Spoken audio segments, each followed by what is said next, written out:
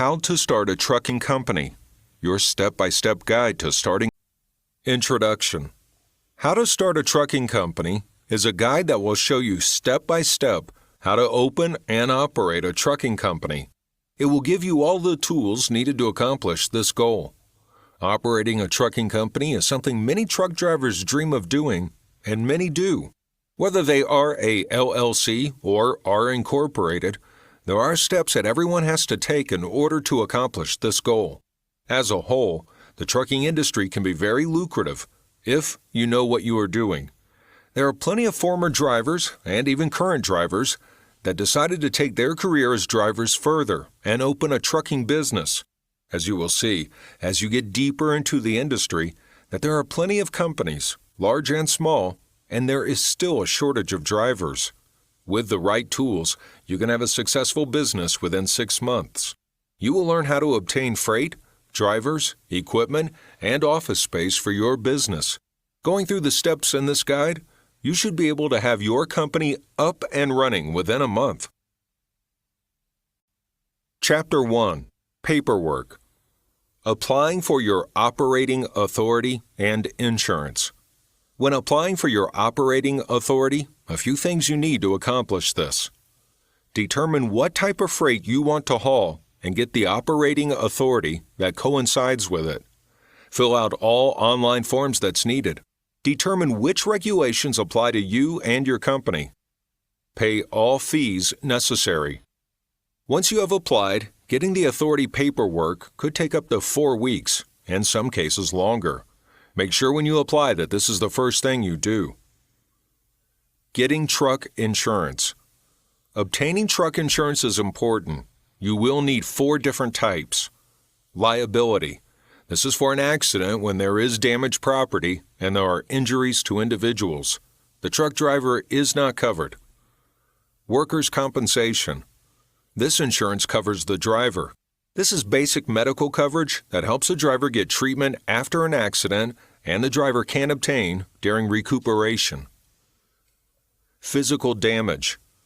This insurance allows repair of your equipment in case of an accident and the other party is not insured or insured under your policy. Cargo insurance. Cargo insurance is for the damage or theft of the cargo on your trailer. It keeps you from having to pay for the cargo that can be a big cost. The cost of getting insurance depends on many factors: your region of operation, the size of your company, the number of vehicles that you need to insure. It would be advisable to check with several different insurance companies that specialize in trucking so you can get the best price and you do not end up with a company that says they cover everything, and when an accident happens, you find out that it was not covered. Thoroughly check out each company and ask questions. For example, how long have they been in business? And ask them to explain their terms and conditions in detail to you. If you find a price unusually low, then check with the Better Business Bureau. Applying for EIN and company name. Choosing your company name is an easy task. Check with your local State Corporation Commission, SCC, in your state to see if it is available. If the name is available, register it. Some states require that you re-register the name every 5 years. File the name with local city or county offices and place an ad in the local newspaper, if necessary, notifying that you have applied for the business license. You will be the owner of that name until you decide to dissolve the company or sell it. You can choose a name and register it using Doing Business As, DBA. The legal name of a business is the name of the person that owns the business. If you are the sole owner, then use your name as the business name. If there are partners, then use the last names of the partners or whatever names listed on agreement between the partners. With a LLC or corporations, use the name register with the government. Along with the company name, apply for your free Federal Identification Number, FIN, or Employer Identification Number, EIN. This number is for the identification of your company for IRS purposes. You do not need Form SS4 when you file online. You can obtain this information on the IRS website, irs.gov/business/small. Tip: There are companies on the internet that will file the paperwork for you. Permits. When deciding what type of freight you want to haul, having the necessary permits is necessary. You need to get the appropriate permit if you want to haul oversized or overweight loads. The same goes if you are an intrastate company and you want to travel over the state lines where you need a temporary fuel and trip permit. Most permits expire by the end of the year, December 31st. Authorities will hold any truck without the proper permits and give the owner a fine that the owner will have to take care of before the authorities will release the vehicle. You will need to file for a single state registration system, SSRS, within each state that they operate. Kentucky, New Mexico, New York, and Oregon require additional paperwork for road and tax reporting. Trucking companies that use highways heavily will need Form 2290, Heavy Highway Use Tax, HVUT, by trucking companies that use the highways heavily. The collected monies are for road repairs and maintenance in the states that you work. If you are considering hauling hazardous materials, you need to file for a FMCSA safety permit and the Pipeline and Hazardous Material Safety Administration, PHMSA. PHMSA is solely for the pipeline and hazardous material transportation programs. When transporting hazardous materials, also known as hazmat, there are strict rules you must follow. You must use certain routes to protect the environment and the public as well, for security reasons. Incorporation. When starting your company, you may want to figure out if you want to incorporate it. There are different kinds of corporations. Most common are LLC, Limited Liability Company. You are not responsible for the bills or debt of your company, and your debtors cannot come after your personal assets to collect on debts owed. There are several benefits to having a LLC. No restrictions on ownership. You can have many owners. Credibility. Better than a sole proprietor. Taxation. No taxes paid at owner's level. C Corporation. More flexible. Unlimited owners. Easy transfer of ownership.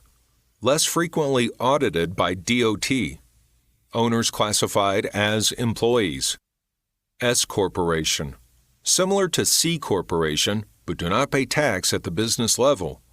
Like C Corp and LLC, owners are not responsible for business debt. You can raise money by selling stock. Business expenses can be tax deductible. Able to easily transfer ownership by selling stock. Depending on the type of business you intend on operating, choosing to incorporate will be a smart move. By incorporating, it relieves you from any debt the company incurs. Small business grants. When you are looking for financing for your business, a good place to look is at small business grants. Even though the federal government doesn't have the resources at this point, you can look into getting one through your state. You need to be diligent in your efforts to secure the grant. These are a few suggestions when seeking a grant. Search the internet. Check with your local government. Visit the library. Be very patient. Make sure it is real. A grant, unlike loans, does not have to be repaid, but it has specific and strict guideline and reporting responsibilities. There is no credit check or cosigner needed when filing for a grant. Another program to look into on the local level is your state's Economic Development Agency. These agencies are often confused with Small Business Development Center, which is usually located at colleges. Unlike grants, small business loans require you to have good credit. You also have to have a business plan, experience, and education for the business you are starting. When preparing your business plan, there are several questions you need to consider answering that the lender may ask. How much money do you need? What is the money dedicated to? How long will it take you to repay the loan? If you do not qualify for the loan, what will you do? Don't be discouraged if the lender did not give you the loan. Ask the lender what was the reason you did not get it and learn from it so that when you go to the next lender, you can make sure you do not have the same problem. Calculating startup costs. When calculating your startup costs, keep in mind that you are going to need a few months of operating money. When your trucks have made their deliveries and pickups, you are going to need the capital to pay them. The drivers and other employees can't wait 30 to 45 days for your customers to pay you. That is a good way to lose your employees before you get started. It will take some time before your company can generate a profit, so when calculating your costs and looking for a grant or small business loan, try to estimate that time in. When calculating startup costs, make sure you distinguish between one-time charges and recurring charges. That way you can establish a budget for your company. Be sure to look for advantages. You can deduct some of your startup costs on your taxes. For more complicated tax implementations, you may need a tax professional, which may be an additional cost. You can find a sample worksheet to help you calculate your startup costs on the Better Business Bureau website. Here is a list of things you should consider when calculating your costs. Location, inventory, equipment, employees, marketing, professional fees and permits, administrative and operational costs. If you need more help, you can talk to other business owners to find out how they calculated their startup. The SBA offers free counseling as well, if needed. It's better to overestimate than to underestimate your startup costs. Look at other companies and how they have calculated their costs. This can help you get started. Also, look at support groups for your industry. There should be chat rooms or message boards where you can pose questions and get immediate answers. It would be good to subscribe to a magazine or newsletter for the industry you are in, if applicable. Trucking expenses are different from that of other businesses. Your expenses can be 10 to 25% higher with the expense of trucks, trailers, and other equipment that is normally not found in other businesses. Tip: try online calculators and checklists to help you calculate your expenses. Writing a business plan. Writing a business plan is one of the most important tasks in starting a company. In this document, you will plan your company's mission. It does not have to be 100 pages, and the language is not always perfect, but you will have to do the research. Find out as much as possible for the type of business you intend on operating. When writing your business plan, you have to make sure the numbers work. Try to calculate realistic numbers for the services your company will provide. A business plan can keep you from getting in over your head. Checking out the competition with your particular industry can help you estimate your costs. When applying for a loan from a bank or for a grant, they will ask you for a business plan. They would want to know what you want the money for and if you will be able to pay it back. You can find software and templates online to help you, but it would be good for you to do your own research. Using the software as a guideline can give you pointers on what to include in your business plan. You should limit the amount of pages your business plan should be. Approximately 18 pages is a good start. Anything longer than 50 is excessive and has a tendency to have unnecessary information. These are the main parts to a successful business plan. Executive summary. You should write this last, and it should be a short paragraph that summarizes some sections of your business plan. Place this page in the front. Company summary. This section tells the prospective investor about your company, its operations, and your industry. Talk about your employees, office equipment, and other equipment, i.e., trucks, trailers, etc. Market analysis. In this section, you can talk about the competition in your market. You can compare several different competitors, then explain how your company will be better and how you can help the market expand. You should list what it will cost for marketing your business and the cost for ads and printing. However, be realistic with the figures. Checking with ad agencies or printing companies can give you a general idea of costs. Operations. In this section, you will explain how your company will operate day to day. You will explain the role of your dispatchers, brokers, and office personnel. You will need to include how you will track each driver, trailer, and cargo, what type of equipment you will use to do the job. You will explain your payroll and taxes as well and what you will do if one of your drivers has a problem out on the side of the road at 4 a.m. Management. In this section, you can discuss why you would be a good owner of a trucking company. Explain your experience in the trucking industry. Describe how your experience will help in your business. You will also talk about your office personnel and their role in your company. Financial projections. This section is the most important. You will be discussing your operating costs and financial projections. Financial projection worksheets typically are good for 2 years.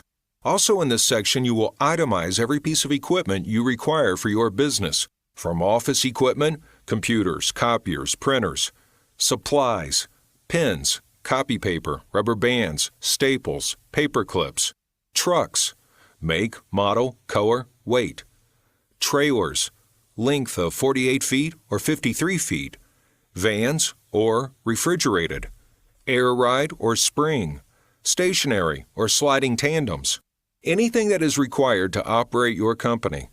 Make sure to include any insurance, taxes, and maintenance costs.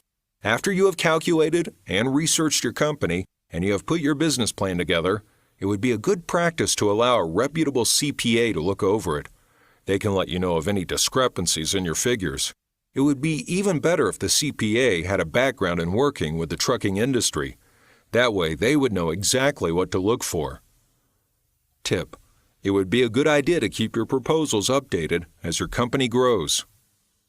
Important points to remember. Just like a business plan, an operating authority is important to opening a company. Establish your company before applying for your EIN. Permits allow you to run the highways of the U.S. In addition, they allow you to carry specialized freight.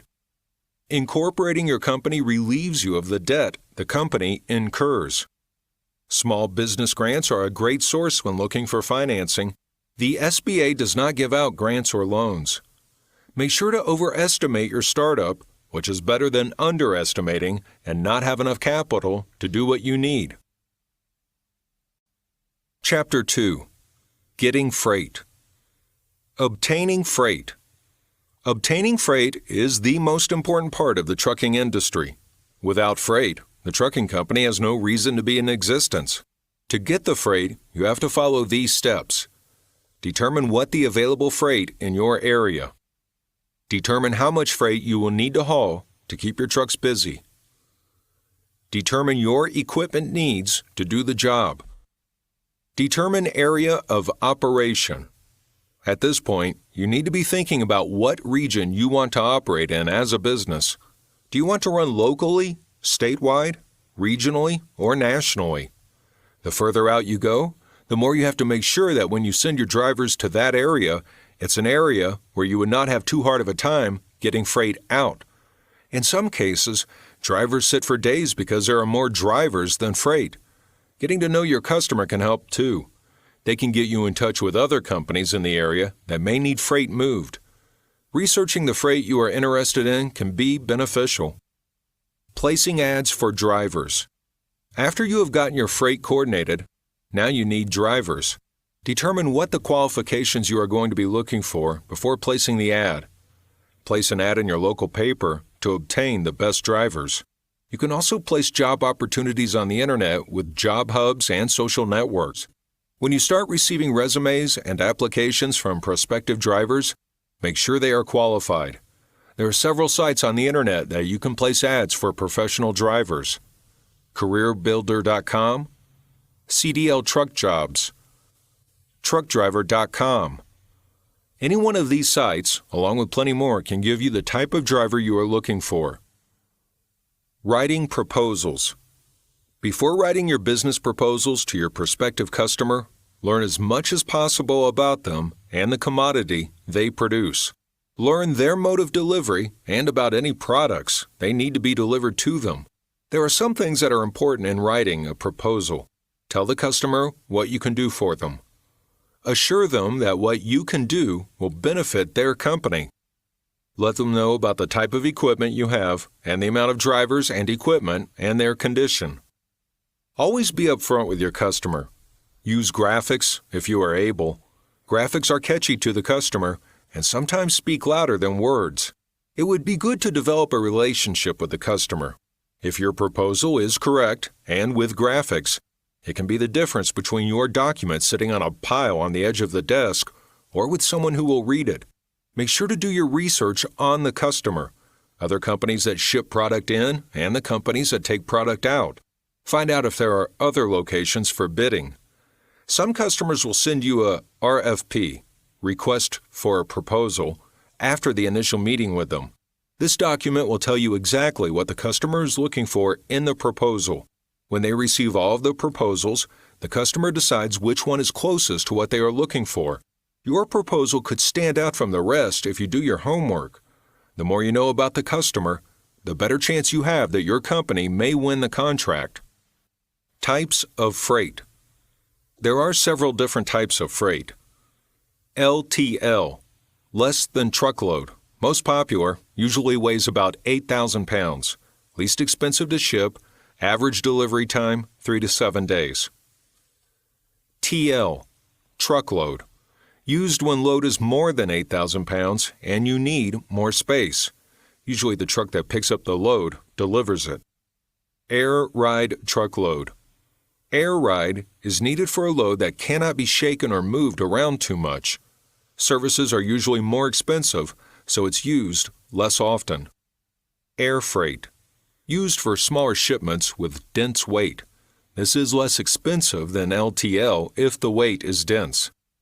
Expedited freight services. Loads that have a short delivery time, needs to be delivered right away, are expedited. When you have decided on what type of freight you are going to haul, then you need to make sure you have the right type of equipment. The types of equipment is vans, tankers, containers, flatbeds, and dump trailers. Analyzing your competition. Analyzing your competition is one of the most important components in acquiring a contract from a prospective client. One mistake most everyone makes is thinking that they are the only one trying to obtain this contract when, in actuality, there are several companies doing the same. There are two different types of competition. Direct competition, those that are offering the same or similar product with the same customer. Indirect competition. These are customers offering different products to the same customer.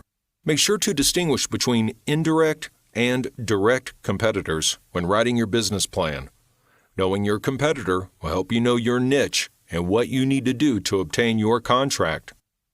Tip: the key to your success is understanding your customer and his expectations for both process and outcome. Important points to remember. Freight is the thing that keeps your company up and running. Writing proposals to prospective customers gets you the freight needed to run your company. Set the qualifications for your company and seek the drivers that have them. Determine what type of freight you would like to haul. Knowing what your competition is doing is important to determine what freight will be best for your company. Chapter 3. Equipment. Determine how much equipment you need to do the job once you have secured the freight. You do this by, if you know you have 4 trucks, then you would need at least 8 loads to keep the trucks busy for the week. Never book more loads than you can handle. Leasing equipment might be the easiest thing for a company just getting started. You can lease the office equipment as well as the trucks and trailers needed for the business. Wanting to keep your overhead as low as possible, you could also make your company all owner-operator, which means you'll have drivers with their trucks lease onto your company and run under your authority. Leasing equipment can also be costly and have many restrictions. Before signing the leasing agreement, have a lawyer go over it with you. There are several reasons why leasing is a good step to make. Tax benefit. You can benefit from being able to list the payments on your taxes. Convenience. You can get this equipment without having to go through the process of purchasing it and putting insurance on it. Payment options. With leasing, you can choose how and when you pay for it. Cancellation. The cancellation terms are so that if you decide you did not need the equipment anymore before the end of the lease, you can cancel with no penalties. Speed. With leasing, you can take possession of the equipment immediately.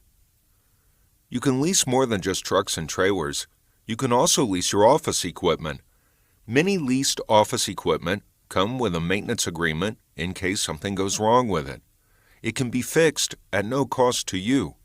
Remember, when deciding to lease, check with more than one company to make sure you get what you want at the right price. Licenses and apportioned plates. Once you have the trucks and trailers, they have to have licenses and portioned tags. Department of Motor Vehicles issues these licenses for each truck and trailer within a week's time after you have applied for these.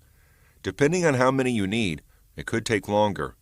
You can apply for the IFTA, International Fuel Tax Agreement, sticker for each truck.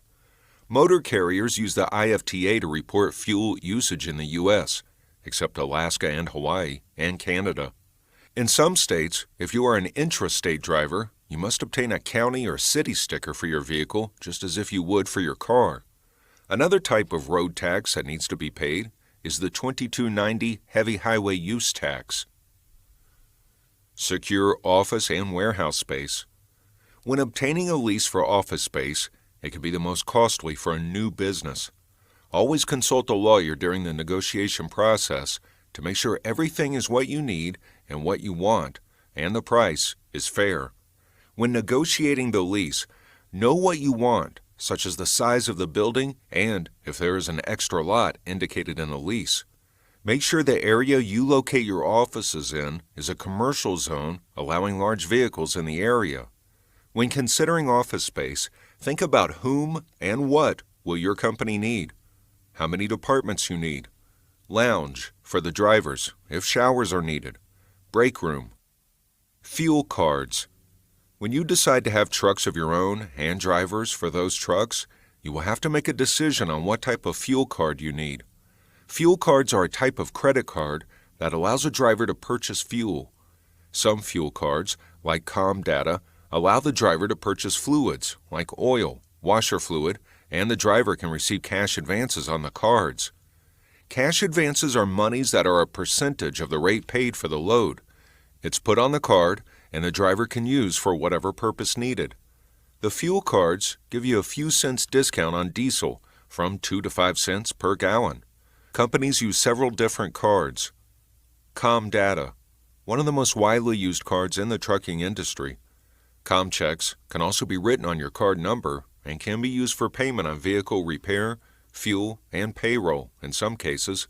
The MasterCard logo is now on each card. Fleet One offers not just fuel purchases, but freight bill factoring and permit services, temporary fuel, trip, and oversize overweight. T-Check offers T-Card fuel cards, express cash, and temporary permit services. TCH, Transportation Clearinghouse. Services are cheaper than the other cards, offers not just fuel cards, but issues money codes for cash.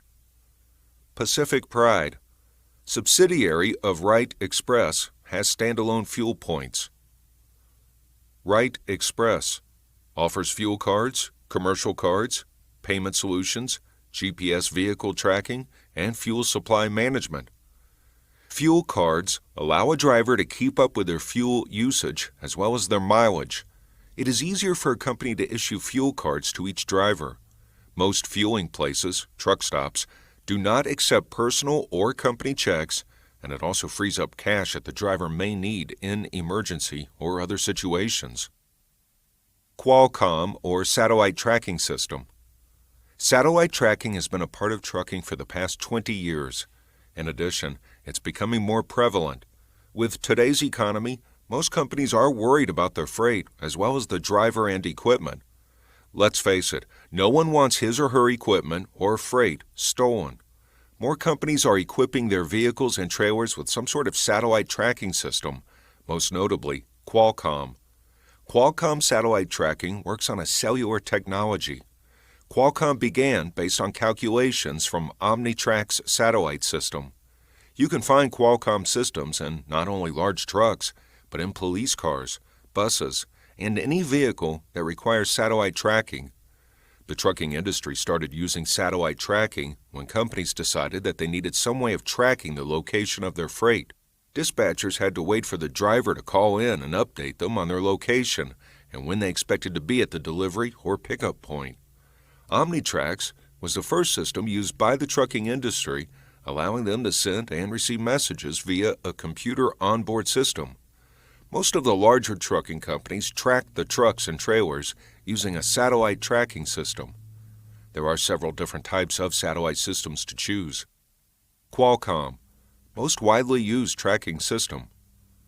GPS tracking is being used now in cell phones that are issued to drivers rather than install the Qualcomm system. PeopleNet. This system is being used by some large companies. Depending on how much money you want to spend, determines which system is best for your company. Having satellite tracking and communication in your vehicles is the most cost-effective for small to mid-sized companies. With satellite systems, you can keep track of where your equipment is loaded and unloaded. Keep track of the freight. Keep down idling, revving the truck unnecessarily, and watch the speed and fuel efficiency. There are also satellites tracking for trailers. Some are located outside the trailer, and some are inside. The systems that are set up on the inside are for reefers, refrigerated freight, so that the temperature can be monitored. If you carry high-value freight that you want to monitor, especially certain liquids, having a tracking system that monitors movement of the freight would be a good idea.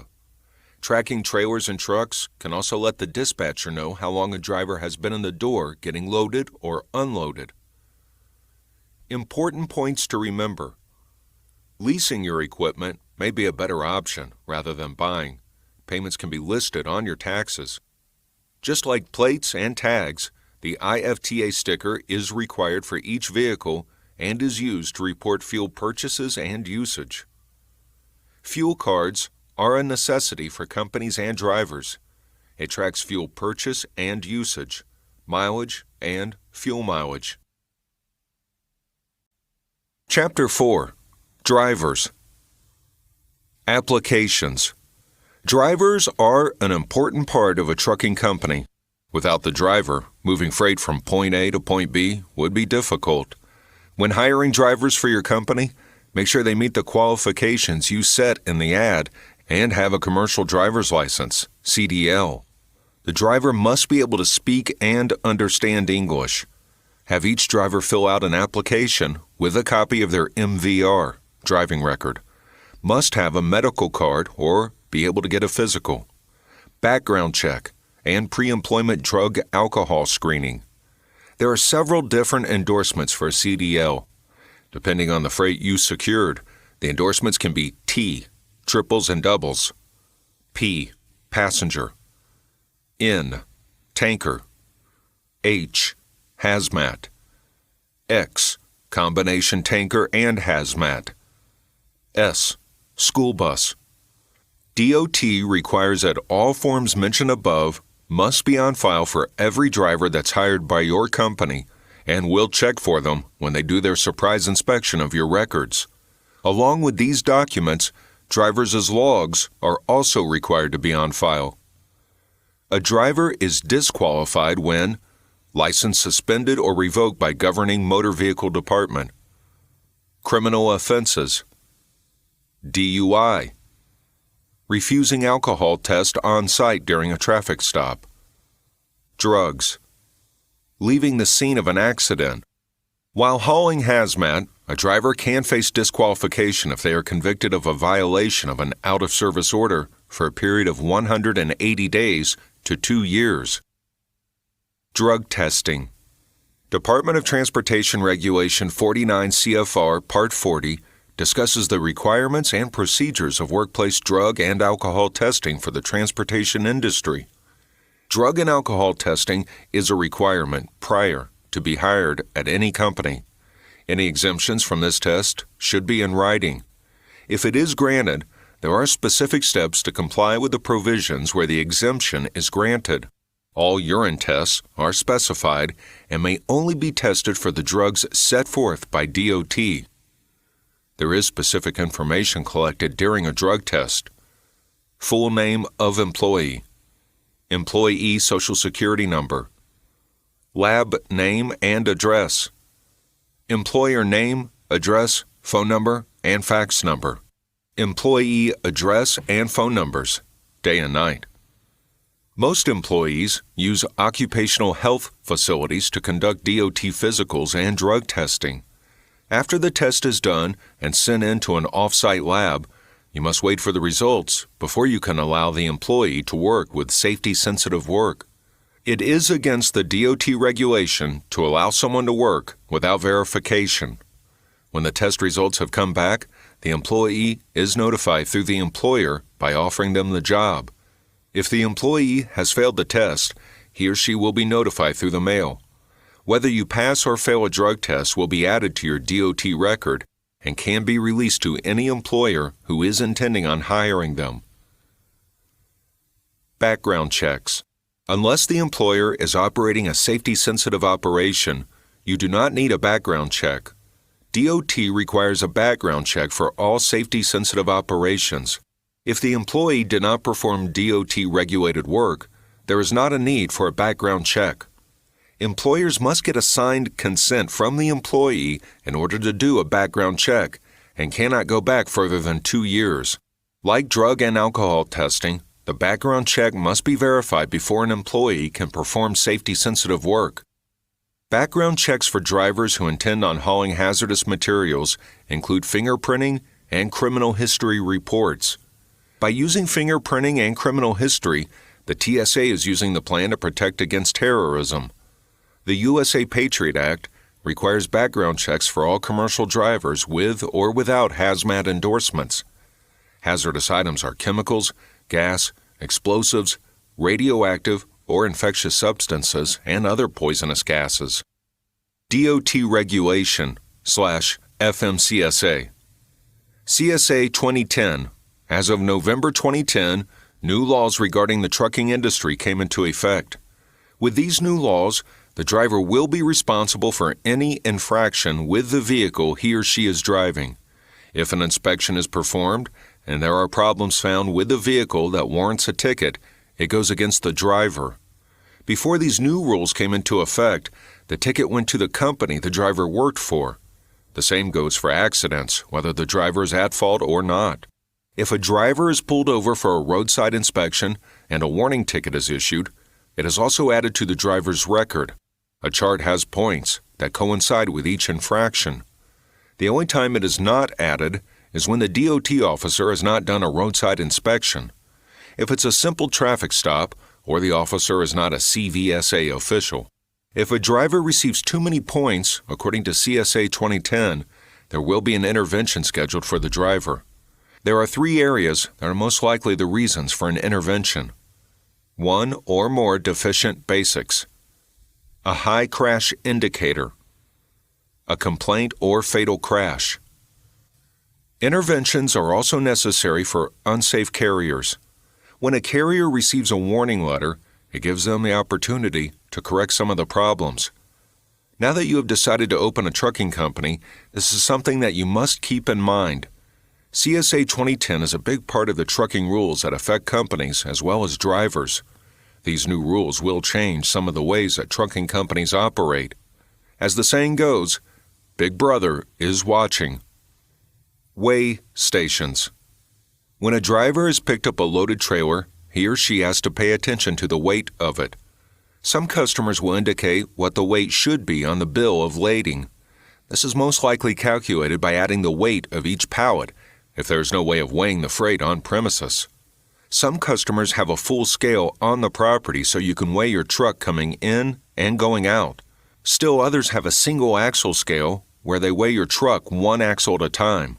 If there is no scale at the customer, and you know from the past that their loads are usually heavy, it would be a great idea to know where the nearest truck stops are with a scale. If an overweight truck crosses the scale, they will be ticketed. Depending on what state you are in, the way they calculate an overweight ticket could be different. Periodically, DOT requires all commercial vehicles to pass through weigh stations. During this time, they are checking vehicles for the tires and any infractions as they pass through. They do pull a certain amount of trucks into the garage for a more thorough check. These truck drivers have their logbook, bill of lading, and permits checked while the DOT officer checks out the truck. They crawl under the truck from front to back, checking lights, brakes, tires, suspension, airlines, brake chambers, and any other damage that could be a hazard. If there are infractions that the DOT inspector deems unsafe, the driver will get a ticket, and in some cases, they cannot move the vehicle until the ticket is paid. Still, there are some drivers that are shut down, which means they cannot move the truck for 34 hours. When your truck is overweight, some states allow you to try to shift the weight to make it legal. If the weight cannot be shifted, then the driver is issued a ticket according to that state's calculation. Some tickets could be very expensive to the driver and to the company. With the new CSA 2010 laws, the ticket would count against a driver's DOT record as well as the company's safety record. There are some weigh stations that allow trucks to weigh in motion. What this means is that there is a single-axle mini-scale up to a half mile before the scale entrance that trucks run over, and it weighs the trucks per axle, then tells the driver either to bypass the scale or to enter using the electronic sign. There is also an in-cab device called pre-pass that does the same thing. If the truck passes under a device linked to the transponder in the truck, a green light flashes if the company's credentials, safety record, and weight of the truck is okay. If there is something wrong, a red light indicator will light up and the driver would have to pull into the weigh station. Pre-pass is being used in more than 30 states and 300 facilities. Tip: federal regulations set the guidelines, but local and state governments set acceptable use. Important points to remember. Set your company's qualifications, then seek and hire the drivers that meet those guidelines. A driver must pass a drug test before he or she can be hired. Any driver refusing a drug test is automatically disqualified. Be aware of the new CSA 2010 rules that govern the trucking industry. These new rules affect companies and drivers that work for them. Chapter 5: Owner-Operators versus company drivers. Owner-operator, also known as independent contractors or contract carriers, make up for 35% of the trucking industry. Owner-operators were created when the trucking industry was deregulated in the 1980s, allowing individual truckers the freedom to control their business, how they ran their business, trucks, and how much they were paid. The owner-operator has to shoulder the cost of truck payment, fuel, repairs, and taxes for their business. In some cases, some companies will pay some of the cost and take it out of the driver's settlement. There are some owner-operators that lease their trucks onto larger companies and haul freight under that company's authority. For the company, it is less overhead for them and for the lease operator. Not having to worry about obtaining freight on their own is less of a headache. There are some owner-operators that lease trucks from companies. The company buys the truck and leases to a driver that wants to start a business. By doing it this way, the driver does not have to come up with any money up front for the truck or any other fees necessary. In turn, the driver is obligated to the company as long as they are paying for the truck. As soon as it is paid for, the driver has the option to leave or stay with that company. Some companies will allow a driver to leave when the truck is half paid off. Company drivers strictly work for the company. The company provides the trucks, loads, uniforms, if necessary. Some companies offer health and life insurance and other benefits. Unlike the owner-operator, the company driver is sometimes forced to take the dispatch they are given. The company driver does not have to worry about the maintenance or repair cost of the equipment because the equipment belongs to the company. There are some drivers who prefer to be a company driver because of the overhead drivers will incur when working for themselves. Some companies have both company drivers and owner-operators. Company drivers are used for loads that are closer to the terminal, within 500 miles, while the owner-operators are used for any load over 500 miles out. There are some companies that really don't distinguish between the company driver or owner-operator when dispatching loads. Important points to remember. Owner-operators make up about 35% of the trucking industry. Leasing owner-operators onto your company can minimize your overhead. Company drivers are more reliable than owner-operators and can be forced dispatched. Adding owner-operators to your fleet can add more equipment without overhead. Chapter 6. Office Personnel. Office personnel. Every office needs personnel to keep it running efficiently. A trucking company is no exception. There are three major parts of a successful trucking company. Dispatchers. Dispatches drivers on loads to be picked up or delivered. This is the person of contact for the company between the driver and other office personnel. Broker. This position is responsible for brokering loads from customers for the company and any other company when your company cannot cover the load. Sales representative. This position is responsible for selling the company and its services to prospective customers to secure their business. Safety coordinator. This individual is responsible for the safety procedures of the company, to make sure that the company followed DOT regulations and that the drivers are also compliant. Safety coordinator. The safety coordinator maintains records for the driver, vehicles, trailers, and the company. They have to stay informed about regulation changes and pass them on to the driver and other personnel.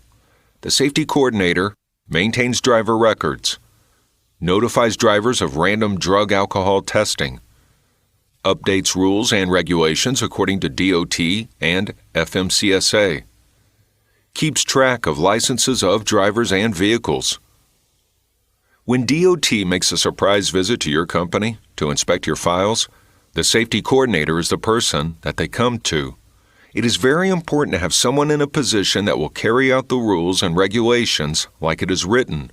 The more they know, the less chance of the company coming out of the inspection with a high fine. Broker and salesman.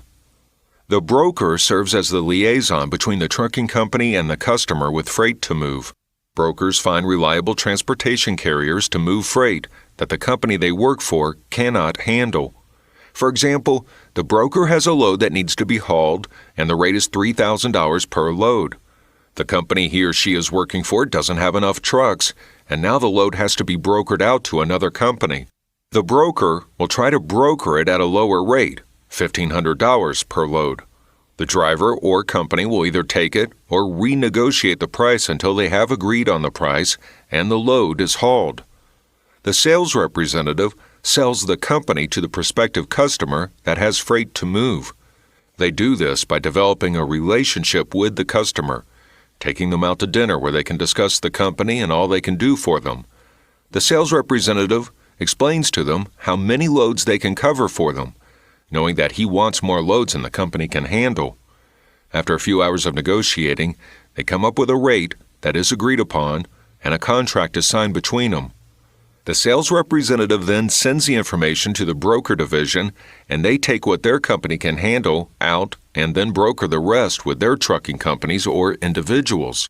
There are times when they cannot find someone to take the load, so they put it on a load board where truck drivers can see them. Some of the places they are seen are getloaded.com, carriercentral.com, dieselboss.com, directfreight.com. Dispatchers. Dispatchers keep track of driver, equipment, and loads. After receiving load information, they assign the load to a driver in the area, either by radio, cell phone, or electronic equipment in the truck. The dispatcher's job is to assign trucks to drivers, then dispatch them according to the schedule. These individuals are available to the driver at all times in case the driver or vehicles are having problems or there's a problem with the cargo. Their duties include, but not limited to, keep track of loads, drivers, and equipment, maintain driver work records, must be able to work all hours, 24-hour, use large boards to keep track of the routes taken by the trucks. Dispatchers coordinate the pickup and deliveries of goods. For long-haul drivers, hours of service comes into play when a dispatch is scheduled. The dispatcher also has to provide accurate directions to the customer for the driver, stay informed of road conditions on routes taken by each driver. With larger companies, they have several dispatchers that are assigned to a certain geographic area. Dispatchers keep track of not only the loads, freight, that are issued out, but of the routes each truck is taking, weather conditions, and traffic situations, and any issues that come up with the shipper or receiver. Most dispatchers are former truck drivers, but some are college graduates, even though a college degree is not needed. Former drivers, as dispatchers, know what a driver goes through out on the road. They can calculate a driver's time and dispatch them accordingly. Dispatchers that are not familiar with the trucking industry can cause personnel problems with your drivers. There are several sites on the internet that offer training for dispatchers. Some you have to pay for, and others are free. The courses range for 4 to 7 days long. Some online colleges offer courses in logistics that include dispatching and freight brokering. You can also purchase a book online for about $60 that you can use as a reference. Important points to remember. Dispatchers act as liaison between drivers and company and as the person of contact of the driver. Your safety coordinator helps keep the company DOT compliant by making sure all personnel under the FMCSA has the correct paperwork in their files and is qualified. Brokers and sales representatives obtain contracts from shippers and broker freight to other companies when your company cannot handle all of the freight. Chapter 7. Maintenance and Inspections. Maintaining your equipment. When you have decided to lease your equipment, trucks, trailers, and other equipment, you have to have some way of maintaining that equipment. Department of Transportation requires that your company have your vehicles inspected regularly. If you are an owner-operator company, then your drivers have to maintain their own vehicles and must turn in copies of their inspections. Having a shop on the premises or nearby helps a great deal.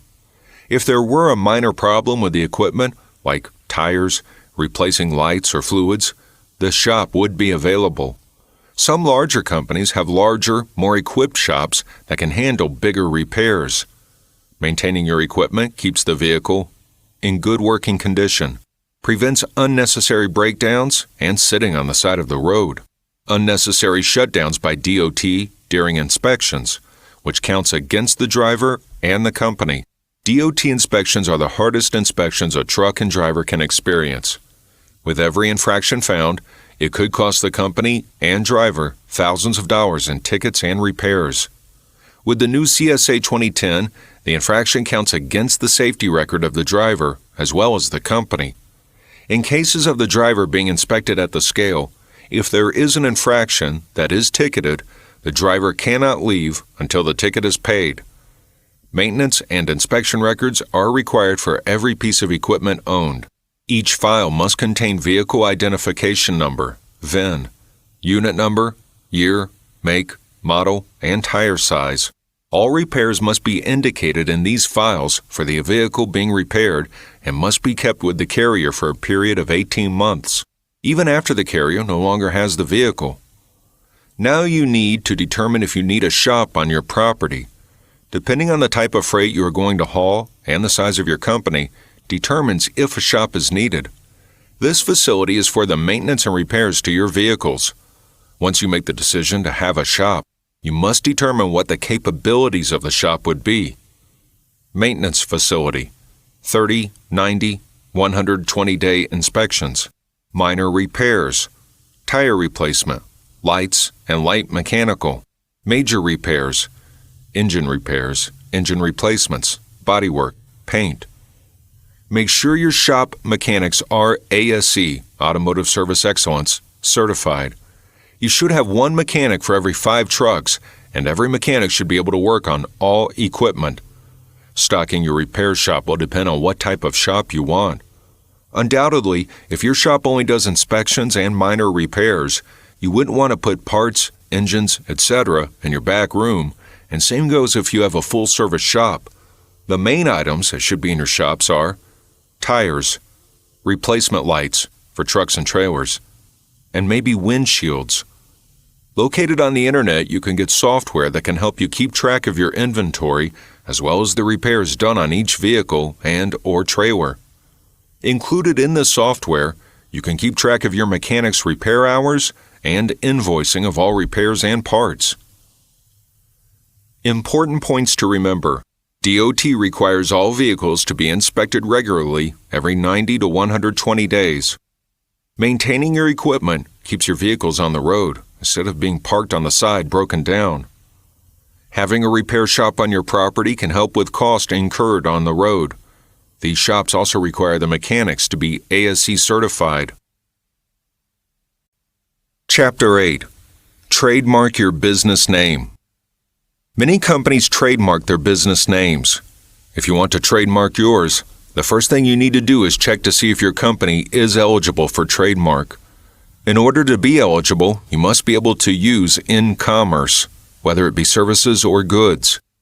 Now that you know that you are eligible, you can start your search. Use the TESS, Trademark Electronic Search System, to search to see if your company name has a trademark already. You can also look for your design, if you have one. When registering your trademark, file the application online using TEAS, Trademark Electronic Application System. The cost for obtaining a trademark is free if you are the first to register and use the name and logo. However, if you are in a hot market for your name, logo, and colors, it may end up costing you. You would have to pay the U.S. Patent and Trademark Office, USPTO. To keep this from happening, be creative with your name and use the search to make sure the name and colors so not already exist. Depending on your company's specific needs, the free option may not be what you need. The USPTO may charge you $350 for this service. You may need to use a lawyer when filing, which will add on more costs. Once you have filed for your name and registered it, your trademark is considered registered and you will be awarded the Circle R next to your name. It's yours from this point on. Important points to remember. Trademarking your company name means you own that name. The cost to trademark is free if you are the first to register and use the name and logo.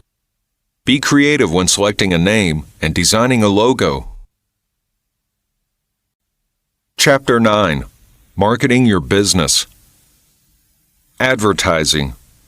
Now that you have established the beginnings of your company, now you want to get the word out. One way of doing this is to create brochures. Although many companies depend on word-of-mouth advertising, this can be a good thing. Brochures are a great way to advertise your company. It can educate your customer about your company and what it does, your products and services, and your locations if you have more than one. You can also use the brochure as a business card just by adding your contact information on the back and as an application for services and jobs. Printing business brochures can be a cheap way to advertise and market your company.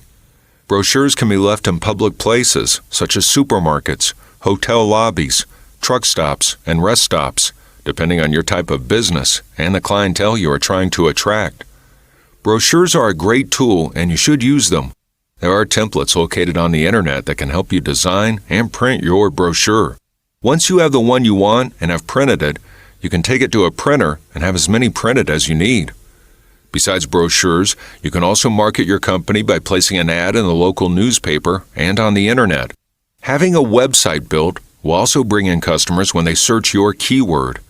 If you don't know how to build your website, there are plenty of sites on the internet that can accomplish this for you. Some offer a one-time free site for your business. Advertising on social networks like Facebook, Craigslist, and Twitter can bring you customers that you would not normally reach. You can directly advertise in a certain city through Craigslist. Other media, such as trucking magazines and rolling billboards, can also be utilized. Important points to remember. Advertising your business will bring shippers and drivers to your company. Brochures are a great tool to use in advertising. You can also use social networks and start a website for your business. Make sure that this cost is included when writing your business plan and calculating your startup costs. Chapter 10. Trucking Software. There are several different kinds of software on the market that cater to the trucking industry. Depending on the type of company, there are different software. Whether you are an owner-operator or a large company, you can find the software that can serve your needs. This software is designed to track every aspect of your company, from amount of drivers and their logs, your office personnel timesheets, payroll, taxes, fuel costs, fuel usage, mileage, accidents, number of vehicles, trucks and trailers. It can also track your dispatches and cargo inventory, even though there are some companies that are still using a dispatch board and dispatch sheets. When selecting the software service that's right for you, there are 3 solutions you can choose from. Licensed. Licensed and install on your computer. Hosted. Connected to server that hosts your software. Hybrid. You buy the license and your data is hosted remotely. Be sure you know which one would be best for your company. It could cost you in the end. Today's trucking industry software can do it all. With some software, you can get access to QuickBooks. They cover not only dispatch, but planning and compliance, mobile communication, logistics, online services, keeping track of customers, directions. Important points to remember. Software to track your company's everyday operations is necessary when you open your business. This software tracks everything from personnel timesheets to the amount of equipment you have, driver, cargo inventory, driver logs, dispatch. Know which software that's best for your company so you won't have to go out and purchase another one later on. Chapter 11. Benefits to having a trucking company. The trucking industry has been known to be a lucrative business. Your company, if operated correctly, could get some of that revenue. This industry generates billions of dollars of revenue in the U.S. If your company prospers, you can eventually add more drivers and trucks until you have your own fleet. You do this by reinvesting in your company. In addition, one of the big draws for drivers is the freedom you have. You are in control of what your truck does, what freight you will haul, and where. Having your own company is the same thing on a greater scale. Some drivers start out with 2 to 3 trucks, and that's all they want, while others want to go further and looking to operate a company with a large fleet, about 100 to 150 trucks or more. If your company does a good enough job, your customers will be loyal and always look to you to haul their freight. That means work. Working for yourself, whether it's just you or you have 100 trucks, can be a rewarding experience. Your sense of accomplishment can boost your confidence and make you want to work more.